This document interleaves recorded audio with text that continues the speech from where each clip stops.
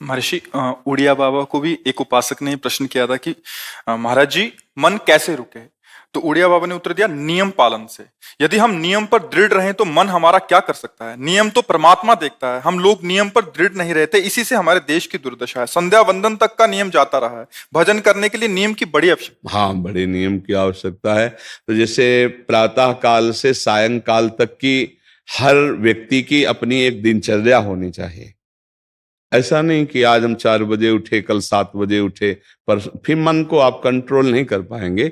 मन के लिए एक दिनचर्या होनी चाहिए कि हमको 10 बजे सोना है, 4 बजे उठ जाना है, तो फिर 4 से 4:15 नहीं होना चाहिए।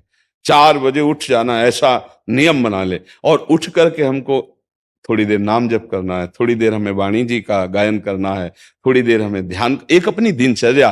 फिर हम अपने संसार के कार्य के नियम, जो संसार के कार्य हैं, उनको भी करते हुए भगवान को समर्पित करें। जैसे जो पद में है, जो आपको राष्ट्र सेवा मिली है, जो आपको समाज सेवा के पद मिले हैं, या आपको जो घर की सेवा के कार्य मिले हैं, उनमें बहुत धर्म पूर्वक आचरण होना चाहिए। अगर आप अधर्म आचरण करते हैं, अपने पद का दुरुपयोग करते हैं, तो आप सुबह जग करके थोड़ा माला चला लीजिए, फिर भी आपका कल्याण नहीं होगा, क्योंकि आप अपने पद का, अपने सेवा का दुरुपयोग कर रहे हैं। जैसे हम जानते हैं कि अधर्म आचरण है, ये अधर्मी है, हमें पता है दोषी है, और वो हमको कुछ धन दे देता है, और हम उसको मुक्त करवाने की बात सोचते हैं, और जो निर्दोष है उसको फंसा देते हैं। अब तुम चाहे जितना माला चलाने की कोशिश करो या दान पुण्य करो, वो तुम्हारा अधर्म आचरण, वो अधर्म का धन तुम्हें सतमार्ग में नहीं जाने देगा। नियम लेना चाहिए कि जिस पद में है, जिस धर्म में है, जिस कर्तव्य में है, चाहे कुछ भी हो जाए, हम अपने कर्तव्य से विमुख नहीं होंगे। जितना जप महान है, उतने कर्तव्य महान है। दोनों बातें समझना है। जब माला फेरा और इसके बाद बेईमानी, अधर्माचरण, इनका कोई नियम नहीं है कि हमें कैसे चलना है, तो वो माला काम नहीं कर पाएगा, क्योंकि उसका तभी सत्य भाव माना जाएगा माला जपला जब धर्माचरण है। धर्माचरण नियम से। बोले वो बड़े कट्टर नियम वाले हैं, उनको घूस नहीं, आप उनको भयभीत करके नहीं काम करवा सकते, प्रलोभन में काम नहीं करा सकते। ये हमारी गृहस्थी है ना, तो गृहस्थी के पालन के लिए धन चाहिए, और धन के लिए हम धर्म को आगे रखें, धन को नहीं। धर्म को, हमारा कर्तव्य क्या, प्रायः जैसे पूज्य बाबा ने कहा, आज हमारे देश में बहुत दुर्दशा हो रही है। दुर्दशा हो रही, क्यों? क्योंकि सब अपनी जगह से गलत हो रहे हैं। अगर अपनी जगह हम ठीक रहे तो हमारी दुर्दशा नहीं होगी। हमारा भजन कम होगा, लेकिन हम धर्म से चल रहे हैं तो हम विजयी होंगे। हम भगवान को प्रसन्न कर सकते हैं, क्योंकि हमें जो कार्य मिला है वो भगवान का ही कार्य, सृष्टि भगवान का कार्य। जैसे नए बच्चे कुछ वकालत पढ़ रहे थे, तो यहाँ के प्रश्न किया था कि हम जानते हैं कि वो दोषी नहीं है, हम जानते हैं कि वो दोषी है, पर दोषी हमें पैसा दे रहा है, तो हम वकालत पढ़ी इसीलिए, हम उसको जिताएंगे, तो क्या कोई पाप है? तो उनका खुला पाप है। बोले नहीं, हमारी कोई ऐसा कंपनी दो, ऐसा कुछ बोले कि हमारी कंपनी को ये सिखाया जाता है, तो हमको तो ये करना ही होगा, अगर नहीं करेंगे तो हमारी वकालत का मतलब क्या रहा? तो नहीं, वकालत का मतलब अधर्मी को मुक्त करवाना नहीं है।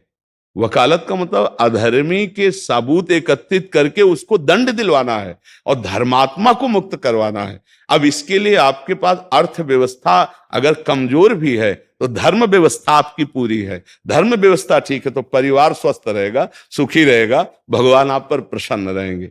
अच्छा, फिर हमने तर्क रखा कि जैसे आपकी बहन के साथ कोई गलत व्यवहार करे, आपको पता है, और वो आपको 10 लाख रुपया घूस दे, तो क्या आप उसका पक्ष लेंगे? नहीं। तो फिर दूसरी बहन के साथ किया है। अब यहां विचार करना है ना, अपने भाई का अगर कत्ल किए हो, मुझे पता हो कि ये दोषी है, तो क्या हम पैसे से उसको मुक्त करने देंगे? लगेगा कि जान की बाजी लगा देंगे, और तुम्हें हम, ऐसे ही एक गरीब आदमी की किसी ने हत्या की, तो आपका पक्ष बनता है। पर यह ज्ञान कहां मिलेगा? बिना अध्यात्म के ज्ञान तो मिलेगा नहीं। ज्ञान तो इस बात का मिला कि कैसे पैसा कमाया जाए। अच्छा, वो पैसा यदि अधर्म से आया है तो आपकी दुर्दशा कर देगा, आपकी बुद्धि भ्रष्ट कर देगा। तो जो बाबा कह रहे हैं कि आज हमारे समाज की बड़ी दुर्दशा हो रही, उसका कारण यही है कि हमें अध्यात्म का ज्ञान नहीं, हमें धर्म का ज्ञान नहीं, और बड़ी बड़ी गलतियां हो जाती है। बिल्कुल पता है आदमी निर्दोष है और हम धन के प्रभाव से उसको दंड दे देते हैं। वो दंडा भगवान जब आपको पलट कर देंगे तो आप सह नहीं पाओगे, उसका परिणाम बहुत बुरा होता है। तो इसलिए समाज को चाहिए अपने अपने कर्तव्य का पालन करते हुए एक नियमावली बना ले। जैसे कुछ दुकानों का नियम होता है कि वहां फिक्स रेट होता है, नहीं होता?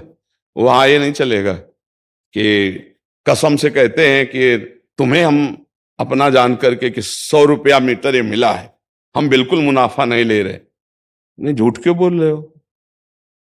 दुकान खोले हो मुनाफा के लिए, झूठ क्यों बोल रहे हो? नहीं लेंगे मुनाफा, हम जितने का लाए हैं उससे मुनाफा लेंगे, पर 120 रुपया मीटर देंगे, कपड़ा बढ़िया है, नाप फिट है, इससे नीचे नहीं उतरेंगे, हमें सफाई देने की जरूरत नहीं है कि हम कसम खाते हैं या ऐसा। जानते हो ये बिजली है, दुकान है, नौकर लगे हैं, तो इसका मुनाफा लेने के लिए दुकान खोलें, कोई दान करने के लिए तो नहीं। तो सबको पता है मुनाफा लेगा, लेकिन एक फिक्स दाम, उसे 10-20 रुपया का मुनाफा लेकर के हम उसको बेच रहे हैं। लेकिन झूठ क्यों बोले?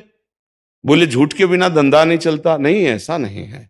अब असत्य बोलोगे तो उससे जो आपको मुनाफा मिलेगा वो आपकी बुद्धि भ्रष्ट करेगा, और सत्य है कि मुनाफा के लिए है वही चीज, और आप एक फिक्स रेट में दे रहे, बढ़िया है। अब अगर आप कोई मिलावट करके भोजन सामग्री दे रहे, आपको पता है, तो जो खाने वाले के हृदय में बैठे हुए भगवान हैं वो तुम्हारे जीवन में मिलावट कर देंगे, तुम्हारा जीवन महान दुखमय हो जाएगा। ये कहां समझा जाता है? एक आदमी सिंथेटिक दूध बना रहा है, उससे कहो ये अपने बच्चे को पिला, नहीं पिलाएगा। फिर ये दूसरे का बच्चा जब पिएगा तो उसकी हालत क्या होगी? दूसरे शरीर में जाएगा तो हालत क्या होगी? वो केवल धन की बुद्धि रख रहा है। एक आदमी घी में केमिकल मिला रहा है, एक ऐसे अभक्ष पदार्थ मिला है, वो स्वयं नहीं खाएगा, लेकिन वो होटलों में भेजा जाएगा, हजारों लाखों लोग खाएंगे, बीमारी बढ़ेगी, उसको रुपया से मतलब है। ये चीज, ये दुर्दशा हर जगह धर्म का ज्ञान न होने के कारण फैल रही, नहीं फैल रही। एक मरीज बीमार है, असली दवाओं में पैसे ज्यादा है, नकली दवा लेकर के असली के दाम में बेच देना, उसको बिल्कुल फायदा ना होना। लेकिन परमात्मा देख रहा है, तुम जानते हो नकली दवा है, वो तो नहीं जानता बेचारा, ज्यादा पढ़े लिखे नहीं, किसान आदमी गांव का आया है, तुमने दे दिया और उसने पैसा दिया असली के। अब वो पैसा तुम्हारी बुद्धि भ्रष्ट करेगा, तुम्हारे परिवार में कलह पैदा करेगा और तुम्हारा पतन कर देगा। ऐसे हर डिपार्टमेंट में, हर विषय में यदि हम अपने धर्म से चले, अपने सत्य से चले और थोड़ा भी भजन होगा, वो आपको उत्तम गति प्रदान करेगा। पर ऐसा कहां समझ में आ रहा? अध्यात्म के बिना भला ऐसा समझ में आएगा? तो इसीलिए कह रहे हैं हमारे देश की दुर्दशा हो रही। पूर्वजों में पहले यह था कि हमारा धर्म नहीं जाना चाहिए चाहे प्राण चले जाएं, हमारा चरित्र नहीं जाना चाहिए चाहे सर्वस्व नष्ट हो जाए। आज इसकी कोई परवाह नहीं, तो उसी से बुद्धि भ्रष्ट हो जाती है, जीवन एक पशुवत आचरण वाला हो जाता है, और वो अपने को बड़ा सुखी समझने लगते हैं कि हमारे पास बड़ा वैभव है। लेकिन प्यारे, उस दिन को याद करो जिस दिन तुम्हारा आखिरी समय होगा, ना तुम्हारा फार्म हाउस जाएगा, ना महल तुम्हारा जाएगा, ना बैंक बैलेंस जाएगा, ना कोई व्यक्ति, और ना ये शरीर। अब तुम्हारे कर्म तुमको भोगवाएंगे। उस समय की कौन याद करता है? अगर उस समय की याद हो तो भय लग जाए कि नहीं नहीं, पाप नहीं करूंगा, क्योंकि जाना है यहां से। अच्छा, कब जाना कुछ पता नहीं, किसी भी समय ट्रांसफर हो सकता है इस शरीर से। तो हमें लगता है कि महापुरुषों के जो वचन है कि हमें एक नियम से जीवन जीना चाहिए, धर्म पूर्वक जीवन जीना चाहिए, अपने कर्तव्य का पालन करना चाहिए। जो हमारे लिए कर्तव्य, आज प्रायः धन प्रधान बुद्धि होने के कारण कर्तव्य स्वाहा हो रहा है। एक विद्यालय में विद्यार्थी के लिए जो गुरु पद में बैठा, उसका क्या कर्तव्य है? वो अपने कर्तव्य को भूला हुआ है। भला छोटे छोटे विद्यार्थियों को, जिनकी नींव पूरे राष्ट्र सेवा में, समाज सेवा में ये बन सकते हैं, अगर उनको हम सही शिक्षा नहीं दी तो उनका पूरा जीवन बर्बाद हो जाएगा। अगर उनको हम गलत सपोर्ट कर दिए तो उनका पूरा जीवन बर्बाद, क्योंकि नया जीवन है। और जगह जगह अपने अपने कर्तव्यों का यदि पालन किया जाए तो पूरा समाज सुखी हो जाए। लेकिन कर्तव्यहीनता आ रही, कोई अपने कर्तव्य को नहीं समझ रहा है। तो यही बात महापुरुष जनों को दुख लगता है कि अगर सब अपने कर्तव्य का पालन करें, धर्म का पालन करें, भगवान का नाम जप करें तो सब सुखी हो जाए। सुख सब चाहते हैं और आचरण दुख वाले करते, इसीलिए सुख नहीं मिल रहा है, परिणाम में हमें दुख मिल रहा है। सच्ची मानना, वो रुपया पूरे परिवार में अशांति पैदा कर देगा। और धर्म पूर्वक 100 रुपया लाओगे और 4-5 परिवार के बैठ के नमक रोटी खाओगे, आनंद से सोओगे, बड़ा प्यार रहेगा, भगवान की कृपा रहेगी। पर ये बात समझ में नहीं आती है। तो ये वृत्ति अगर छोड़ी ना जाएगी तो कुछ भी कर लो, कहीं भी दान पुण्य कर लो, लाभ नहीं मिलेगा। अगर दान देने की बात कही गई है तो धर्म पूर्वक कमाए हुए धन से। अगर आप मेहनत से कमाए हो ना, 10 रुपया दे दोगे ना, तो 10 रुपये का वो आटा लाके अगर 2 रोटी खाएगा तो खूब वजन होगा। वो आप 1 लाख रुपया बेईमानी कर रख दोगे ना, तो बैठे बैठे वो गंदा ही सोचेगा, भजन नहीं होगा। उसका गंदा सोचना और आपका गंदा करना दोनों मिल करके, उसके कारण भी तो आप बने ना, तो आपका ही पतन हो जाएगा। उसको तो भगवान बचा लेंगे क्योंकि भगवान की शरण में है। तो मुझे लगता है अधर्म के धन से कभी किसी को लाभ नहीं मिलता। तो अपने कर्तव्य का पालन करते हुए यदि नाम जप किया जाए तो बहुत जल्दी हमको लाभ प्राप्त हो जाए। बहुत सुंदर मतलब ये चर्चा होती है, अगर आप लोग इसको धारण कर लें तो निहाल हो जाएंगे। सच्ची कह रहे, ये जो बातें हैं ये बहुत सुंदर जीवन को पुष्ट करने वाली हैं, पर आप धारण कर लें तो बात है। नहीं तो जैसे लाभ दिखाई दे रहा 50,000, तो ये बातें भूल जाओगे, ये बातें अच्छी नहीं लगेंगी। हे यार, बहुत बढ़िया काम घर में आएगा, पर हमारी ये बात ध्यान रखना, वो 50,000 घर में अशांति पैदा कर देगा। सच्ची मानना, आप धर्म से चलना, धर्म से चलोगे तो भगवान तुम्हारी रक्षा में रहेंगे। अधर्माचरण, देखो कैसी कैसी घटनाएं होती हैं। बढ़िया कार है, फिल्मी गाना लगाए चल रहे हैं, और वो एक्सीडेंट हुआ, आग लग गई, बाहर निकल ही नहीं पाए, वो अंदर ही जल गए। क्या हुआ? ये करोड़ों रुपए की कार भूंज दिया तुमको अंदर ही बैठाल के, धू धू करके आग लग गई, अंदर जल। ऐसे जलना चाहते हो या भगवान के आनंद में चिंतन करके शरीर छोटे हो फिर दाह संस्कार हो, ऐसे कि सब लोग भगवान के नाम का कीर्तन करते ही जा रहे, फिर आपका अंतिम संस्कार वहां जीवित जल गए? क्या हो सकता है? एक एक पल तुम्हारे कर्म का हिसाब होगा, एक एक सेकंड का।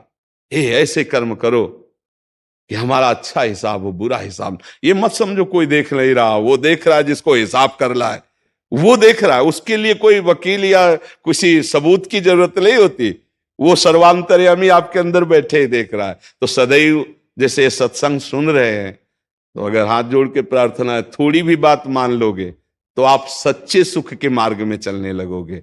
नहीं तो भाई बहुत गंदी हवा चल रही है, माया की बहुत गंदगी ऐसी फैल रही, कलिकाल है ना, कि ये बातें किसी को पसंद नहीं आती। वो बात बताओ कि हम कितना रुपया कमा ले, कैसे कितने भोग भोग ले, और वो अध्यात्म में नहीं है।